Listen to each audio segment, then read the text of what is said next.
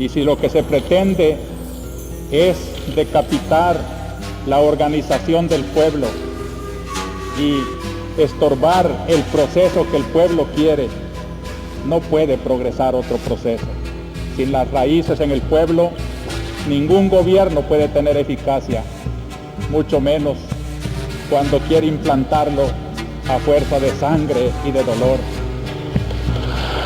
Precisamente una de las peores expresiones de incumplimiento del Estado a las recomendaciones de la Comisión Interamericana han sido los homenajes al exmayor Roberto Dawison. Pasa el tiempo y ha habido audiencias de revisión del cumplimiento de estas recomendaciones y de parte del Estado salvadoreño ha habido una reiterada actitud de negarse a aceptar la responsabilidad en el magnicidio de Monseñor Romero.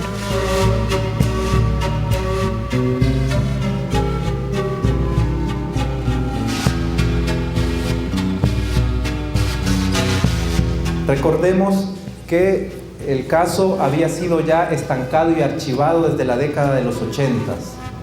A mediados de los 80, un testigo que era también partícipe del crimen, el señor Amado Garay, quien es el chofer que condujo al francotirador que se estacionó acá enfrente para asesinar a Monseñor.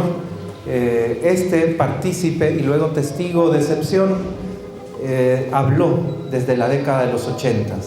Reveló que era el chofer personal del capitán Álvaro Saravia, en ese momento jefe de la seguridad de Roberto Dawison, que Roberto Dawison dio la orden, dio los pormenores.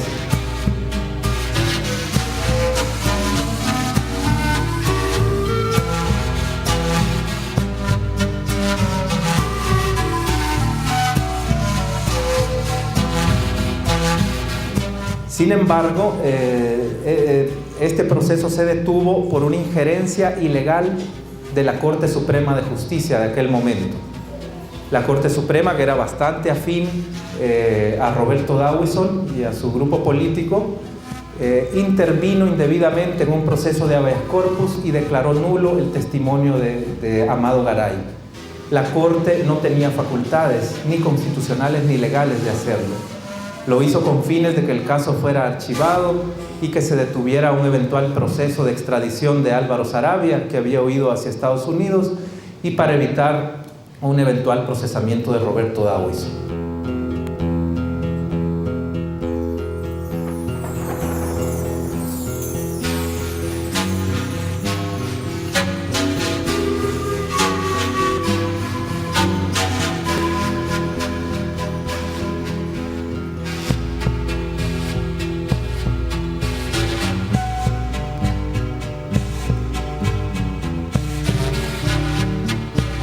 Durante los últimos años de su vida, Monseñor Romero se caracterizó por denunciar las violaciones a los derechos humanos en contra de la población salvadoreña. Sus homilías eran llamados a la paz y al cese de la represión por parte de la Fuerza Armada del Estado salvadoreño. Está bien definido una tensa calma. Parece que hay calma, pero sí hay agitación, hay preocupación. La Iglesia, pues, defiende la justicia social y apresura esos cambios.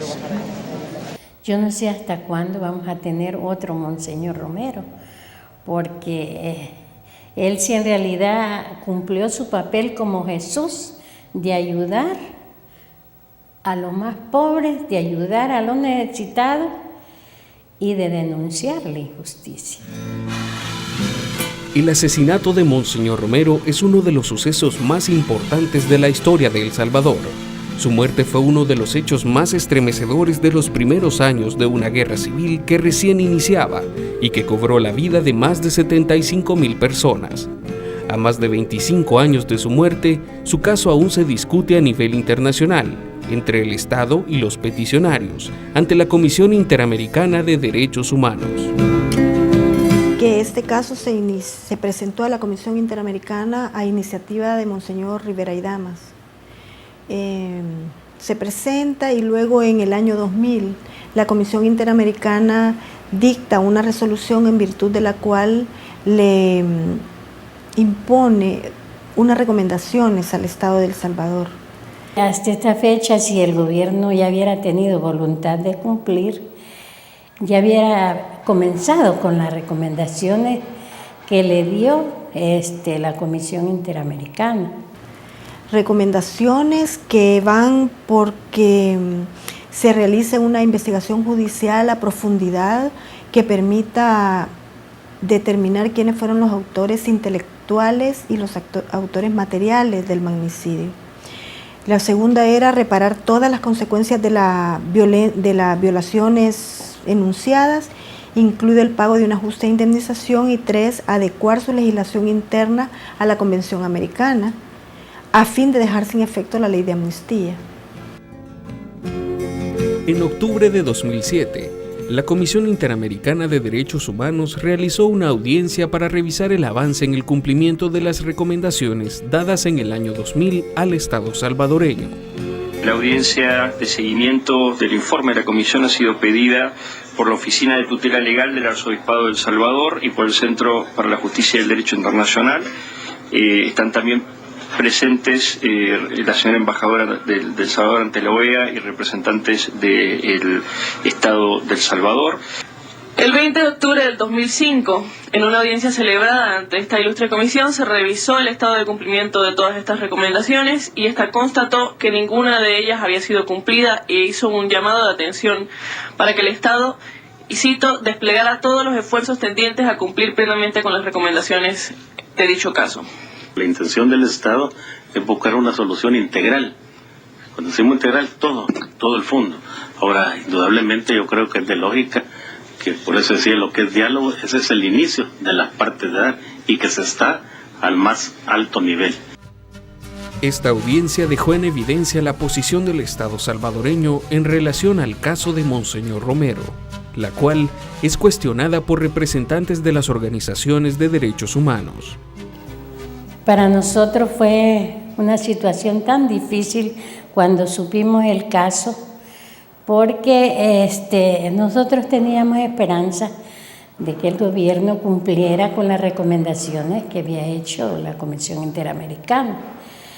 Pero cuando vemos la entrevista entre el gobierno y el abogado David Morales con los abogados de SEGIL, vemos que no hay voluntad de cumplir esa recomendación.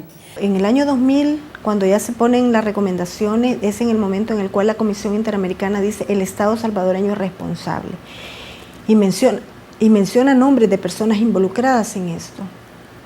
En ese marco, la Comisión Interamericana menciona como el responsable intelectual al mayor Dawson.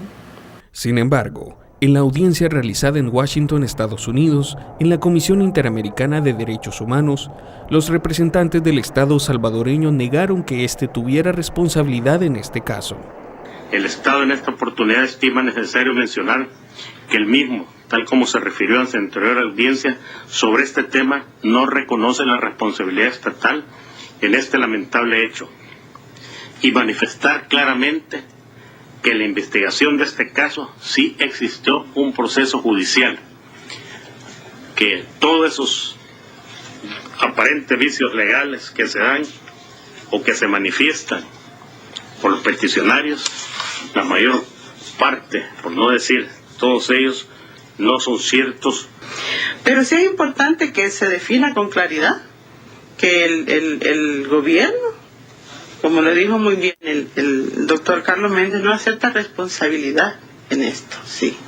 Que algunas de las recomendaciones, porque nosotros respetamos, veneramos la figura de Monseñor Romero, sabemos lo que contribuyó con nuestro país, nosotros estamos en total y completo apoyo a lo que se pueda hacer para ponerle a él en el lugar en que se merece dentro de El Salvador. El Estado, al decir que carece de responsabilidad, que no reconoce la responsabilidad, está desconociendo el informe de la Comisión Interamericana y además insiste en que no cumplirá.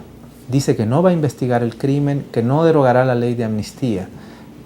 Por tanto, el Estado entra en una posición de total desacato a la Comisión a partir del mes de julio, cuando en una reunión de trabajo en Washington se ventilaron estos temas.